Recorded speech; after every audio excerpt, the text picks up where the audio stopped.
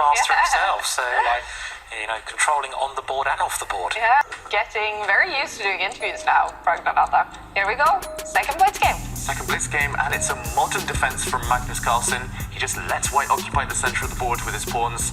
Usually, we don't see this at top level unless one player, especially with black, is in a must-win situation. And Pragg brings his pieces out very quickly. This is one of the critical lines, one of the most topical lines in this opening. If white wants to, often we'll see white step forward even further in the center, kick away black's knight, and Magnus will continue developing. Yeah, this will come maybe slightly as a surprise to Praggnanandhaa, but Magnus has done this before on plenty of occasions. It's very provocative stuff, and he likes to provoke his opponents when he needs to win.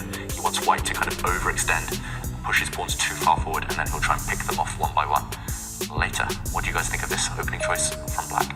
Yeah, so it's the go-to opening choice, I guess, the sort of modern, the perk, this kind of way. If you need to win with black, fianchetto your kingside bishop, and that often leads to a bit of an unbalanced structure.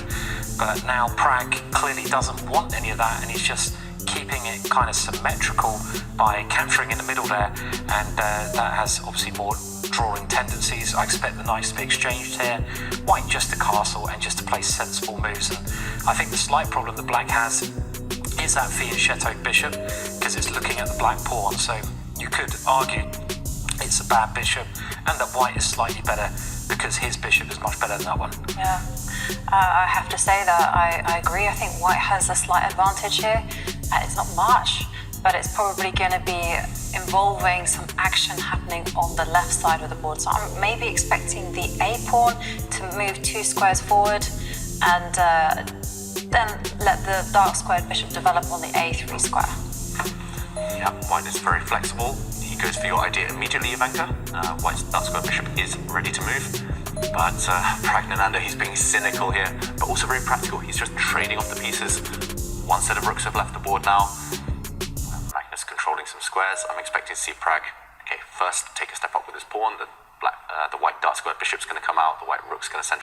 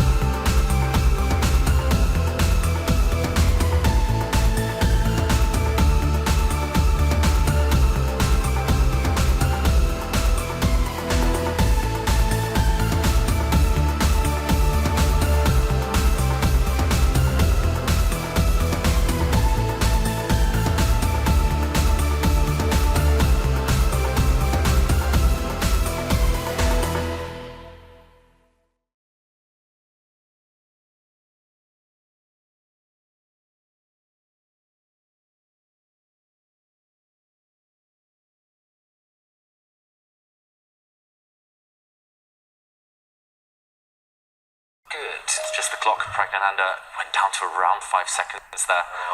Moving his knight back. Still enough material left, and there we go. Can't you move the B pawn now, Barry? Because then you get a square. No, he's moved his knight in instead. Bit surprising there. I mean, why? If the queen's come off, then it's back to being dead equal again. Feels like Magnus just trying to provoke weaknesses around the white king, but losing too much time in the process. I think he could have made a square in the middle of the board, couldn't he, by moving his B pawn, and now... Big threat on the board, and that's why White slides the king. Yeah, again, moving this B pawn seems so natural to me. Just do it now. Just to try and get a square for the knight. He'll go for it. He has to. No, he's going for improving the queen. Maybe this is a good strategy, maximize the position of the queen and then do the pawn break. And look what Pragg has done. He's voluntarily given black that square. Okay, that seems like a horrible positional move, but look at the black knight coming into the middle at some point. But he's trying to use tactics to get out of this. It just feels like this is going wrong. And as for this winning, well, he was 95% to win this one.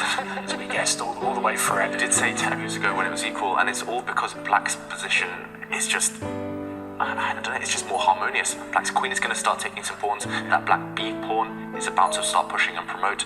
The black king is much safer than the white king. And all Magnus needs to do, he's actually threatening checkmate if the black queen has swung across all the way into the corner. White prevents that. Maybe even trading off the queens now would be winning, but Magnus first starts pushing. Looks like we're going to get Armageddon. I think so. Looks like Found it. this one out of nothing. It was dead drawn. It's all about that grinding like a grandmaster. Just so proud. But I mean, for Pragg though, it's that negativity, it's that wrong mindset of playing for a draw. Even if he played great moves, even if it was a draw, eventually you will make one small mistake, and Magnus loves that type of thing. White's knight now has given itself up. It cost that knight to get rid of black's dangerous pawn, and Magnus threatening checkmate again in the corner. The black knight just needs to find a safe square, and this one will be game over. Okay, a few more checks from Magnus. He just blundered his knight. No way! He just thought he was threatening checkmate in the corner of the board, but the white queen now defends against any checks. And look at his face, he's still laughing there. He's had enough now. Has he had enough?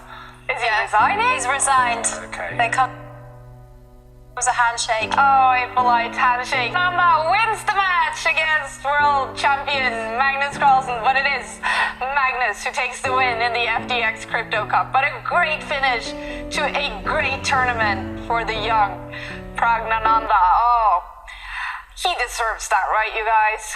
Yeah. He deserves it. Pragg had a great day. It's odd to see the world champion blunder like that, but it's